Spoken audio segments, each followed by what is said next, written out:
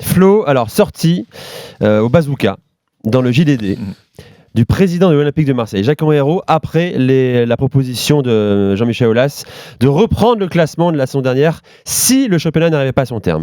Exactement. Alors j'ai choisi quelques passages. Alors c'est une tribune de Jacques-Henri Hérault dans le journal du dimanche à paraître demain. Demain. Effectivement, c'est assez salé, voire très salé de la part du président de l'OM. Écoutez bien, je vous livre quelques passages in extenso. Dans la période actuelle, la solidarité doit être le garant de notre capacité à surmonter l'épreuve du coronavirus.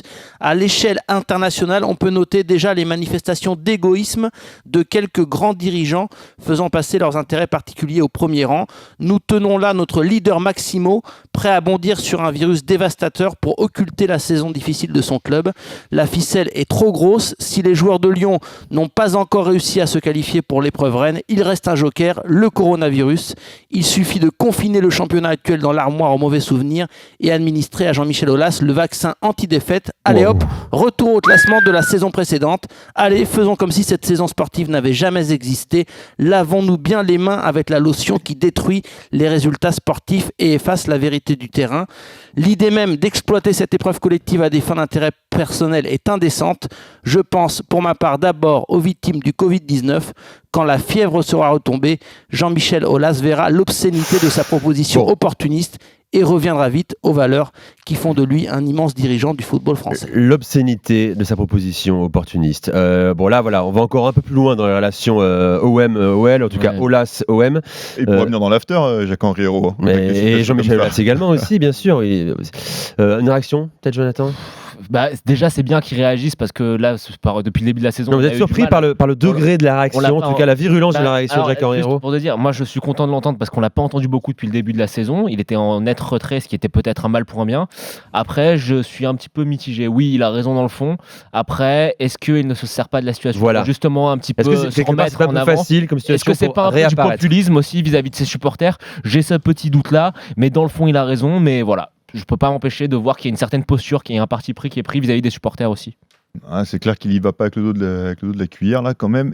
Il y va assez fort. Mais comme l'a dit, c'est vrai que je te rejoins, Jonathan. C'est peut-être un peu fort de café et c'est peut-être aussi pour cacher d'autres soucis à l'OM et de se mettre les supporters de son côté, quoi. On peut pas lui reprocher d'un côté. Mais il y va fort quand même, Flo. Il y va fort, oui. Mais écoute, il a aussi offert une interview, je disais il y a 1 mois et demi, quand il fallait parler du fair play financier. Moi, je suis le premier à regretter que Jacques-Henri Hérault ne parle pas assez.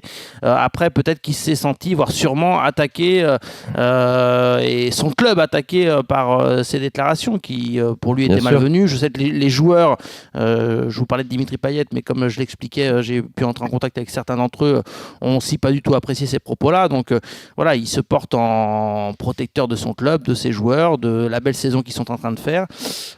André Villas-Boas a très mal pris ces déclarations-là, donc que Jacques-Henri Hérault, en tant que patron de l'OM, s'offre une tribune et réponde sèchement. Après le ton un peu cinglant, pour la petite parenthèse et l'anecdote, tout journaliste qui suit l'OM n'est pas surpris, puisque Jacques-Henri Hérault a l'habitude parfois de quelques textos bien salés quand l'information ne lui convient pas. Donc le ton assez salé et cinglant de Jacques-Henri Hérault, pour le coup là c'est Jean-Michel Aulas qui se le prend dans cette tribune, effectivement, qui est une grosse réponse du président de l'OM. Moi j'aimerais juste ajouter un tout petit truc, c'est que on l'a dit, mais ça va dans le sens de ce qu'on a dit auparavant, dans le contexte dans lequel on est, ne soufflons pas sur les braises, calmons-nous, et surtout voilà, je pense qu'il y a d'autres priorités et j'aimerais que voilà, les gens la mettent un petit peu en veilleuse et qu'on attende simplement de voir comment ça va évoluer sans forcément rentrer dans des guéguerres, disons que si Jean-Michel Aulas ne renchérit pas, c'est la meilleure des nouvelles, que Jacques-Henri Hérault donne sa réponse, parce que ça tu sais quoi, j'y crois pas. Moi non plus. Tu vois, ça j'y crois pas, parce qu'aujourd'hui il avait le Twitter facile, Jean-Michel Aulas. Mais là pour le coup ce serait vraiment ridicule. Je crois qu'à un moment donné il faut arrêter maintenant. Il faut s'arrêter. Il y a un président de la République qui a parlé il y a 2 jours, un Premier ministre qui a parlé ce soir également, prend des décisions très graves et des consignes très fortes. Je pense que c'est pas le moment qu'on s'écharpe pour des questions de foot. C'est Jean-Michel Aulas.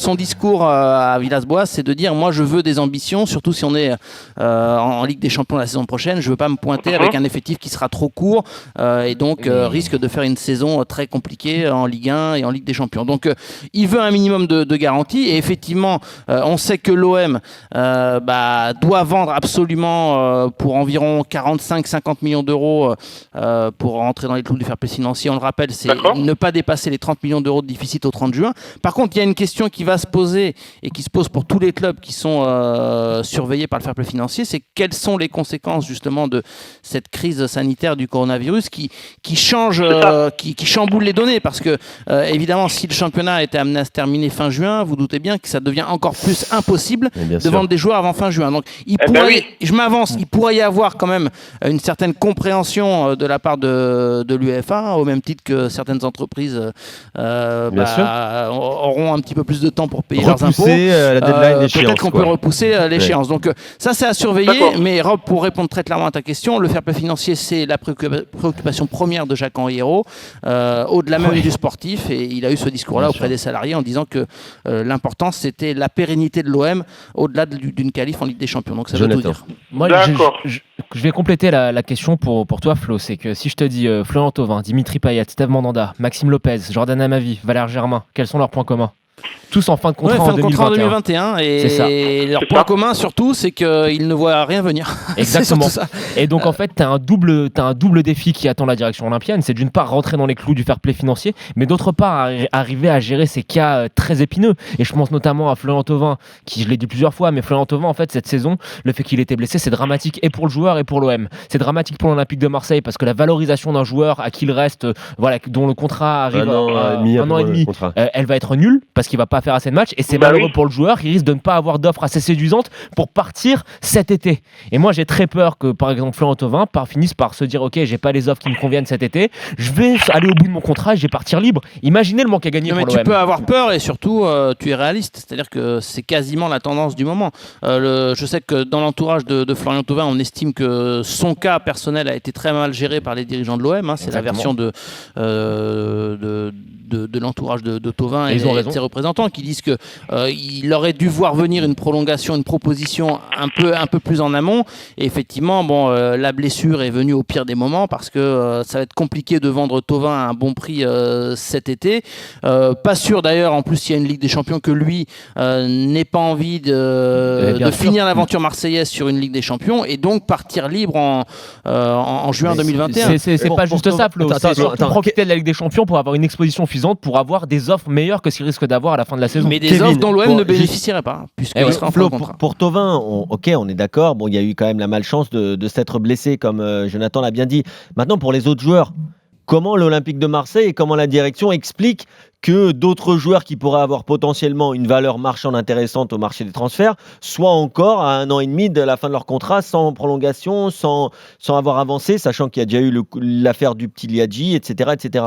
Mais moi, j'ai pas d'explication. Et Jacques-Henri Hérault, qu'on a pu interviewer pour RMC il y a un bon mois et demi, moi, je lui ai posé directement la question. C'est-à-dire que, pour être très franc, dans ma question, j'étais même allé assez loin. Je lui avais dit qu'on ne voyait jamais ça dans des clubs de haut niveau, c'est-à-dire des joueurs qui sont en fin de contrat dans 1 an et demi et qui ne voient aucun signe venir. On le voit jamais, sauf dans des clubs qui ont des perspectives de revente. Pour être très clair, parce qu'en général, c'est jamais le moment. C'est quand on veut revendre un club, c'est pas le moment de les prolonger, ou en tout cas, le club parfois ne s'en donne pas les moyens. Bon, c'était uniquement un raccourci peut-être, mais ça pose beaucoup de questions parce que dans l'entourage des joueurs, ils ont la même interrogation, Kevin. C'est-à-dire que moi, je parle avec eux, tous ces joueurs qui sont en fin de contrat en 2021, et eux ne voient rien venir, ne comprennent pas cette situation, se posent du coup beaucoup de questions. Est-ce que c'est moi le problème ? Est-ce que c'est plus global ? Est-ce que l'OM a des perspectives qu'on ne maîtrise pas ? Est-ce que Franck McCourt... Est-ce qu'ils ne savent pas faire ? Comment ? Il y a ça aussi. Est-ce qu'ils savent pas faire ? Non, c'est pas possible. À un moment donné, parce que tu sais, on peut pas être à juste, ce niveau-là d'incompétence en termes de revente, quand même. C'est pas possible. Tu sais, Flo, aux États-Unis, les contrats, par exemple, on sait que McCourt a travaillé, par exemple, au niveau de la MLB, la ligue de baseball, si je dis pas de bêtises, et donc peut-être que les contrats aux États-Unis, c'est pas pareil. Peut-être qu'ils attendent d'aller au terme avant de renouveler. Damien peut nous le dire. Non, mais c'est complètement différent déjà. Il n'y a pas de montée, il n'y a pas de descente, il n'y a pas de Coupe d'Europe aux États-Unis. Oui, je sais bien, mais voilà, il n'y a pas de Ligue des Champions. Il n'y a pas de Ligue des Champions. Est-ce qu'ils voudraient pas gérer il n'y a pas de transfert entre clubs. Voilà, ça n'a rien à voir. Après, chaque cas est différent. Imaginez Dimitri Payet. Moi, je veux bien comprendre que Dimitri Payet a un salaire trop élevé, un âge un petit peu avancé, donc on va pas lui proposer une prolongation de contrat maintenant. Thauvin, là, on en a parlé, le cas est différent. Valère Germain, on peut estimer qu'il a fait son taf, mais que si tu veux le vendre à ne serait-ce que quelques millions d'euros, il faut le faire cet été, parce que évidemment, sinon, il partira libre dans un an. Et Maxime Lopez, lui... Mais attends, Flo, mets le salaire de Valère Germain dans l'équation aussi. Ouais, aussi, voilà, exactement. Et Maxime Lopez, qui, malgré tout, est un joueur qui, après la saison de Ligue Europa, avait quand même vu quelques clubs qui s'intéressent à lui, hein, notamment en Espagne, en Liga. Effectivement, là, pour le coup, c'est très surprenant de voir que on ne se soit pas positionné. Je pense que l'OM a parfois été trop gourmand. Pour être très clair, trop gourmand peut-être avec cet étau du fair play financier, cette pression du fair play financier, a peut-être voulu parfois vendre des joueurs à des prix qui n'étaient pas convenables au final. Et a aussi été trop généreux, notamment concernant la masse salariale.